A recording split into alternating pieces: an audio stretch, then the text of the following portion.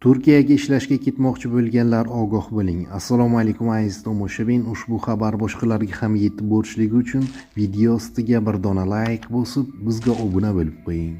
Diqqat qiling, ijtimoiy sharoiti og'ir ayollarni aldab Turkiyaga sotib yubormoqchi bo'lgan 3 kishi qo'lga olindi. Bu haqda Ichki ishlar vazirligi xabar qildi. Qayd etilishicha, 1997, 98 va 2003 yillarda tug'ilgan bir nafar ayol va 2 nafar erkakdan iborat jinoiy guruh o'zaro oldindan til biriktirib, oilaviy sharoiti og'ir bo'lgan ayollarni chet elga sotib yubormoqchi bo'lgan.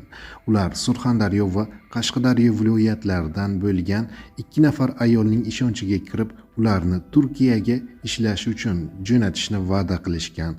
Aslida esa moddiy manfaat evaziga ushbu fuqarolarni Istanbul shahriga shahvoniy ekspluatatsiya qilishni rejalashtirgan. Joriy yilning 3-fevral kuni jinoiy guruh a'zolari jabrlanuvchilarni Toshkent-Istanbul aviareysi orqali xorijga yuborish uchun hujjatlarni rasmiylashtirayotgan vaqtida ashyoviy dalillar bilan qo'lga olindi. Holat yuzasidan jinoiy ish ochilib, dastlabki tergov harakatlari olib borilmoqda.